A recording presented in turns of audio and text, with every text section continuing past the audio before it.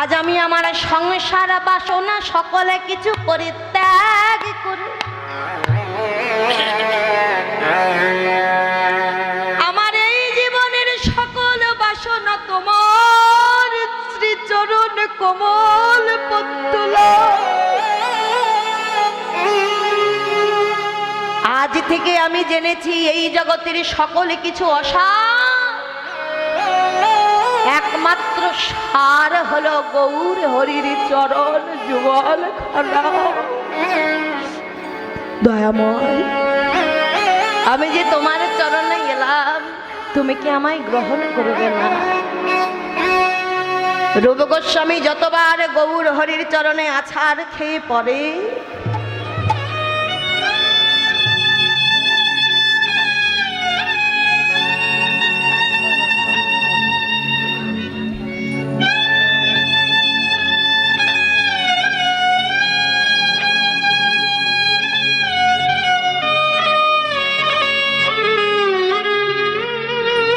গৌর হরির মনটা চাইছে, প্রাণটা চাইছে রূপ গোস্বামীকে বুকের মাঝে জড়িয়ে নেই। এত প্রেম, এত ভক্তি, এত নয়নের জল ভগবান আমার সইতে পারছে না। কিন্তু তারপরে এত প্রেম ভক্তি নিবেদন করবার পরেও গৌর হরি কিন্তু সেই দিনে রূপ গোস্বামীকে বুকের মাঝে টেনে নেয় নাই। এখন আপনারা বলতে পারেন এ কেমন পাষাণ ভগবান, যেই ভগবানের জন্য নিজের পিতাকে পরিত্যাগ করে, মাতা পরিত্যাগ করে, রাজ্য পরিত্যাগ করে চলে এলো, যে ভগবানকে পাবার উদ্দেশ্য করে নিজের সুখ বিলাস সকলে কিছু পরিত্যাগ করলো, সেই ভগবান কিনা ভক্তকে একবার বুকের মাঝে টেনে নেয় না। এ কেমন ভগবান? বলে মাগো, রঘুনাথ গোস্বামীর মাঝে প্রেম ছিল, ভক্তি ছিল, নয়নের জল ছিল, বিশ্বাসী ছিল, সকলে কিছু অটুট ছিল, কানায় কানায় পরিপূর্ণ ছিল প্রেম আর ভক্তি। কিন্তু অভাবই ছিল একটা জায়গায়, সেটা কি? রঘুনাথ গোস্বামী এখন পর্যন্ত নিতাই চরণখানা আশ্রয় করে নাই। হরি বল, হরি বল। আমার গৌর হরি জগৎজীবকে শিক্ষা দিচ্ছে, ওহে জীব, তুমি শাস্ত্র পড়ো, গ্রন্থ পড়ো, বড় বড় অনেক পণ্ডিত হতে পারো। শাস্ত্র পড়ে পণ্ডিত হওয়া যায়, গ্রন্থ পড়ে পণ্ডিত হওয়া যায়, কীর্তনের আসরে দাঁড়ালে কীর্তনিয়া হওয়া যায়, কীর্তনের আসরে বসলে শ্রোতা হওয়া যায়, ভক্ত যে হওয়া যায় না। ভগবান বাবার সর্বপ্রথম দেখালেন আশ্রয় তত্ত্ব ভজনে না করে যেই জন বিষয় পাবার বাঞ্ছা করে, সে যে কোনোদিনও বিষয় অর্থাৎ গৌর হরির চরণ যুগলে লাভ করিতে পারে। তাই তো বলছে গুরুচরণে ভক্তি যার, তার হয়ে যায় ভব। সমনকে করেছে জয়, তার লাভের নাই কো পারাপার। গুরুকে নাগরে করি আপনি হয়ে নাগরী, বিশ্রাম ভাবে ভজনে করি তারা নিত্য সেবার পাই অধিকার। কাম ভাবে যারে করেছ আশ্রয়, প্রেম ভাবে সেই জনা সখী গুরু হয়। এই গোপীর ভাবে লয়ে ভাজে, ত্রিতাবে জল দূরে যায়, কৃষ্ণ পাই ব্রজে, কৃষ্ণ পাই ব্রজে। তাই বলছে গৌর বাবার বাঞ্ছা থাকলে সর্বপ্রথম শ্রী গুরু চরণটা আশ্রয় করে নাও। আশ্রয় করিয়া ভজে তাহে কৃষ্ণ নাহি ত্যাজে, আর সব মরে অকাল। সরবে গিয়ে বলেছিলেন সেই দিনে রঘুনাথ, হে রঘুনাথ, তুমি সকলে কিছু করেছো, বাকি আছে একটা জায়গা। কোন জায়গা? তুমি এখনো নিতাই চরণটা আশ্রয় করো না। তাই বলে দয়াল নিতাই কারে,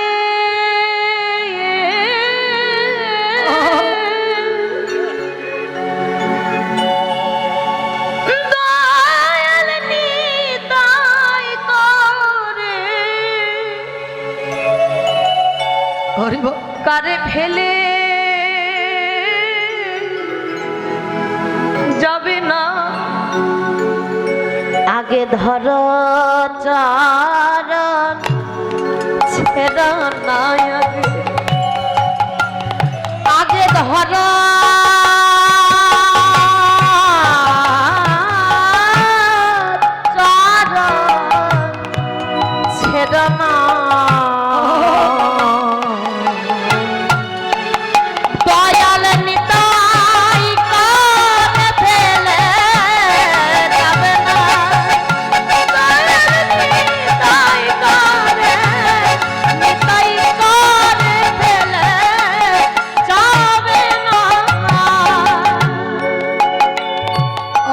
ধর চরণ ছেড়ো না আগে ধর চরণ ছেড়ো না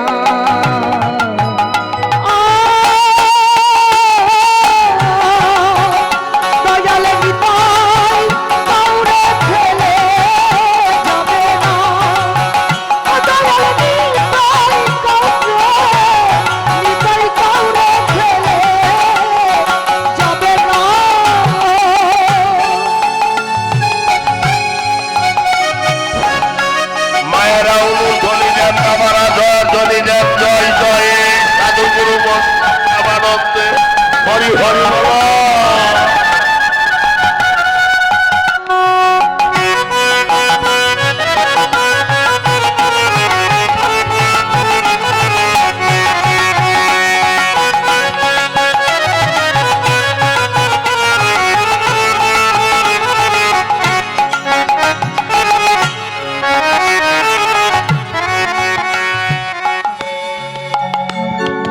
বলে মন দৃঢ়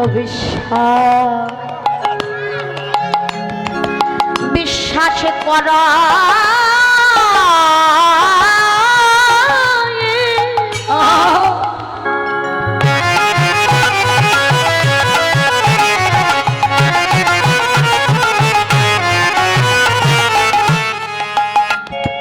আগে ধর নেতা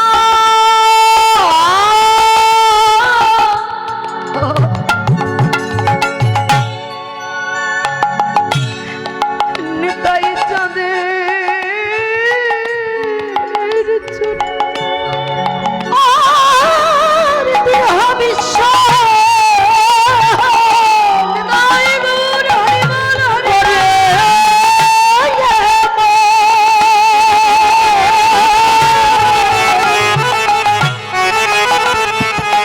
আগে ধর নিতাই চাঁদের চরণ বলি তুই পারে হবি পার হবি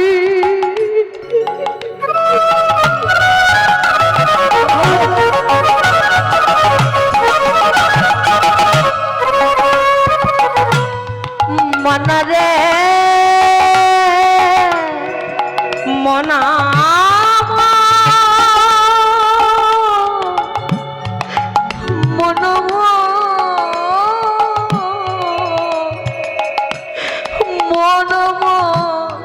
রাধে রাধে পার হবি পার হবি তুফান বলে পার হবি পার হবি তুফান ও পার কেউ রবে না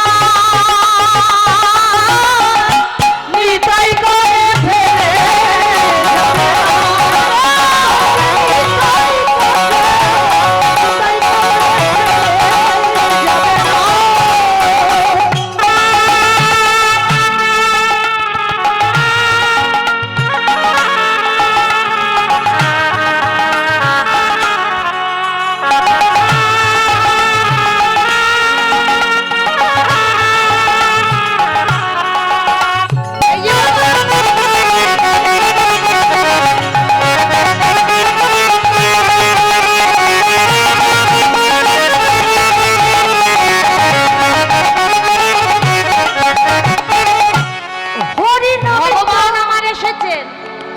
জীবিত করাই কি দ্বারা হরি নাম তরণী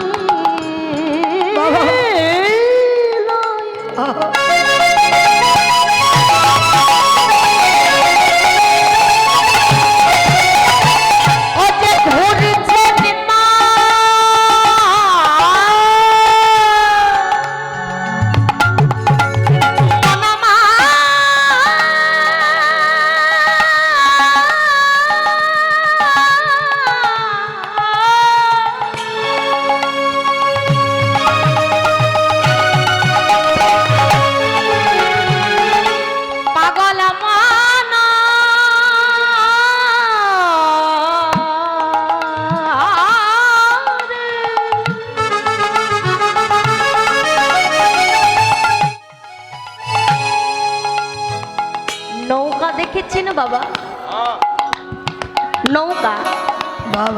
বলে কোথায়? জলের মাঝে। আমি একটা নৌকা নিয়ে চলে গেছি মাঝ সমুদ্রে। সমুদ্রের দেখবেন বিশাল বড় বড় ঢেউ আছে। আচ্ছা বাবা, একবার ভালো করে লক্ষ্য করুন তো, ওই ঢেউয়ের তলে কি আমার নৌকাটা টিকে থাকবে? সম্ভব নয়। ঢেউয়ের তলে নৌকাটা যে কখনো রসাতলে চলে যাবে আমি টেরও পাবো না। কিন্তু হ্যাঁ গো, ওই নৌকাটাতে যদি একজন সুপারদর্শী মাঝি থাকে, একজন সুপারদর্শী মাঝি থাকলে নৌকাটা কোনো না কোনো ভাবে একটা কিনারাতে ঠিক ভিড়িয়ে দেবে। তাহলে বাবা, এই হরি নাম রূপী নৌকা ছেড়ে দিয়েছেন ভগবান আমার হেন ভব মহাসাগর মাঝে। যেই ভব মহাসাগরের একটি নয়, দুটি নয়, তিনটি বড় বড় ঢেউ আছে। কি? আদি দৈবিক, আদি ভৌতিক, আদি আধ্যাত্মিক। এই তিনটি ঢেউয়ের কবলে আমার হরি নাম রূপী নৌকাখানা টিকে থাকতে পারছে না। কিন্তু বাবা, এই হরি নাম রূপী নৌকাতে যদি একজন সুপারদর্শী গুরু রূপী মাঝি থাকে, তবে নিতাই গৌর হরি বল বলে সেই জানে যে আমাকে ভগবান চরণ হরি বল, হরি বল। এতে কোনো সন্দেহ থাকে না।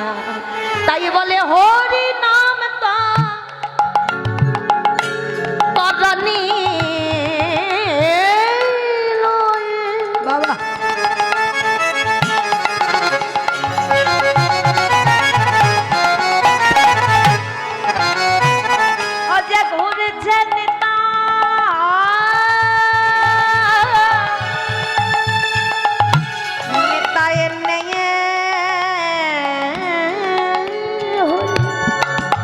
বলো এমন দয়া,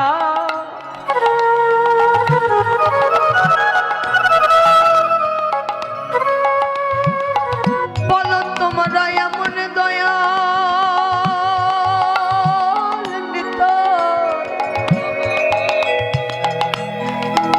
নিতাই পেয়ে মনরে এমন দয়া, দয়াল নিতাই পেয়ে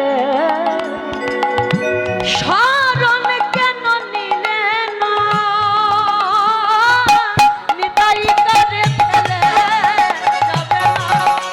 দয়াল নিতাই করে, নিতাই করে ফেলে যাবে না।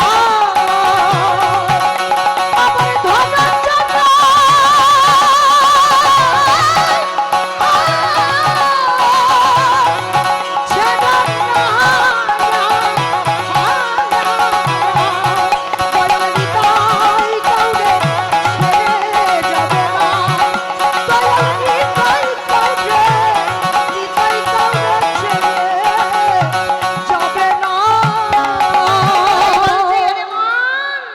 গৌর বাবার যদি বাঞ্ছা থাকে, আগে ধরো নিতাই চাঁদের চরণ। হরি বল। যতক্ষণ নিতাই আশ্রয় না হয়েছে, ততক্ষণ যে আমার গৌর পাওয়া যায় না, আমার গৌর দেখা যায় না, আমার গৌর ভজা যায় না। নিতাই গৌর হরি বল।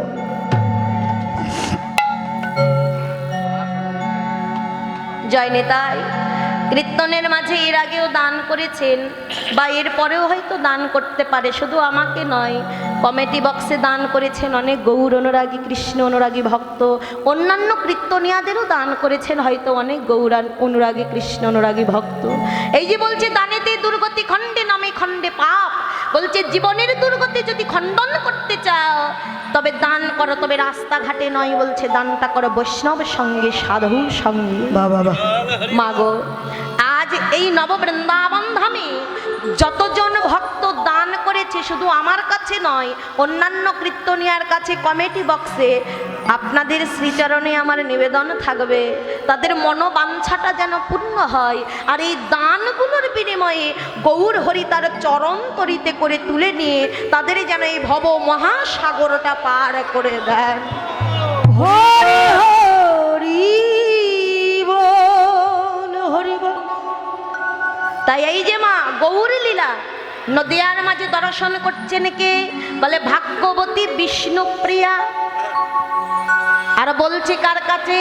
বলছে আর কেউ নয়, বলছেন বিষ্ণুপ্রিয়ার সবচাইতে মরমী সখী, অন্তরঙ্গ সখী, কাছের সখী, সখী কাঞ্চনার কাছে। অকাঞ্চনা, আমি দেখে এলাম ওই সুরধনী গঙ্গার কুলে জল আনতে গিয়ে। কাঞ্চনা বলছে দাঁড়া দাঁড়া দাঁড়া দাঁড়া, আচ্ছা বিষ্ণুপ্রিয়া, তুই যে আমার গৌরের রূপটা দেখে এলি ওই সুরধনী গঙ্গার কুলে, তা গিয়েছিলিস তুইও আমিও। হ্যাঁ, এক ঘাটেই তো গেলাম, তুইও জল ভরলি আমিও জল ভরলাম, তা তুই দেখতে পেলি কিন্তু আমি তো দেখলাম না। এই যে মা এক ঘাটেই জল আনতে গেছে, বিষ্ণুপ্রিয়া দেখেছে কিন্তু কাঞ্চনা দেখতে পাইনি। কেমন লীলা একবার অনুভব করুন। এখন এখানে আমিও তো বলতে পারি তো ভগবান যদি সত্যি লীলা করে যায় বাবা, কেন ওই যে বলেছেন অদ্যাবধি সেই লীলা করে গোরা রায়, কোন ভাগ্যবান অথবা ভাগ্যবতী জীবে ভগবানের লীলা দেখিবার পাই। তাহলে ভগবানে যদি অদ্যাবধি লীলা করে যায়, বয়স তো আর আমার কম হলো না। হ্যাঁ, তাহলে এতদিন আমার বয়স হয়ে যাচ্ছে, একদিনও তো আমি ভগবানের লীলাটা দেখলাম না। আমা ভগবানের লীলাটা আমি দেখতে পাইনি বলে বলছে দোষটা তুমি ভগবানের লীলার উপরে দিও না। কেন? তিনি লীলা ঠিকই করে চলছেন, দোষটা হলো আমার নয়নে। কারণ নয়নটা আমার এখনো শুদ্ধ হয় না। এই যে মা অনুভব করুন, আমাদের বাড়িতে কেউ যদি মারা যায় বা আত্মীয় পরিজন গ্রাম প্রতিবেশী কেউ যদি মারা যায়, আমরা এই যে সনাতন ধর্মাম বলি কি করি? ওই মৃত ব্যক্তির চোখের উপরে দুখানা তুলসী পত্র দিয়ে দেই। কি গো, দেই তো? কেন দেওয়া হয় গো বাবা? এতদিনে তুমি জগৎ সংসারে এসেছো, দেব দুর্লভে মানব কুলে জন্মগ্রহণ করেছো, কিন্তু দেবকুল দুর্লভ মানব কুলে জন্মগ্রহণ করেও যে ভগবানের লীলাটা তুমি দেখতে পাও নাই, কারণ তোমার নয়নটা শুদ্ধ হয় নাই। এই তুলসী পত্রটা দিয়ে আজ থেকে তোমার নয়নটা শুদ্ধ করে দিলাম, পার ঘাটাতে গিয়ে যেন তুমি ভগবানকে দর্শন করতে হরি বল, হরি বল।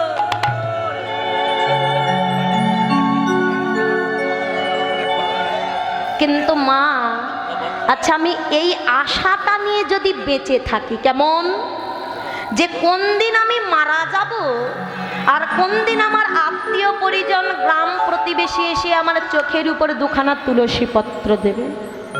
আচ্ছা এই আশাটা নিয়ে যদি আমি বেঁচে থাকি যে সেই দিন তো ভগবানে দেখতে পাবোই, কি গো ভগবান কি দেখা হবে? হবে না। এই যে মা বলছে মরবার পরে ভগবানে দেখলেও আর চিনতে পারবেন। কেন গো? একবার অনুভব করুন। আপনি নাম শুনেছেন দীপিকা মহন্ত, আপনি নাম শুনেছেন দীপিকা মহন্ত নামে একজন কীর্তনী আছে, আপনি কোনোদিনও তাকে দেখেন না। আচ্ছা বাবা, কোনো রাস্তার ধারে আপনার আর আমার সঙ্গে যদি ধাক্কাও লেগে যায়, আপনি কি আমায় চিনতে পারবেন? কি গো, পারবেন না? কারণ আপনার নাম জানা আছে, কিন্তু আমার সঙ্গে আপনার কোনো সাক্ষাৎকার নাই। তাহলে এই যে ভগবান, আমি শ্রীকৃষ্ণ নাম শুনে যাচ্ছি, গৌর হরি নাম শুনে যাচ্ছি, আমার চোখের উপরে ওই যে তুলসী পাত্র দিল যাতে মরার পরে আমি ভগবান দেখতে পাই। আচ্ছা আমি যে ভগবানকে চিনি না, ভগবানকে জীবনে দেখিনি, আচ্ছা ওই ভগবান এসে যদি আমার সম্মুখে প্রকট হয়, আমি কি ভগবানকে চিনতে পারবো? হরি বল।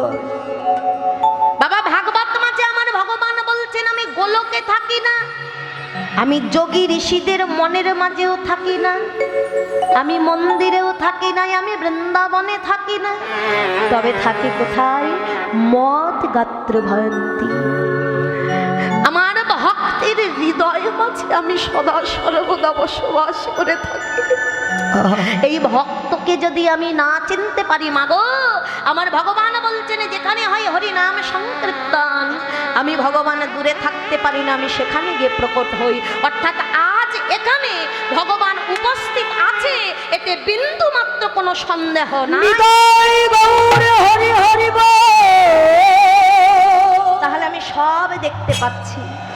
কিন্তু এখানে কেউ কি হাত উঠিয়ে বলতে পারবে যে বাবা এটা হলো ভগবান? কি গো, পারবো না, কারণ আমি ভগবান চিনি না।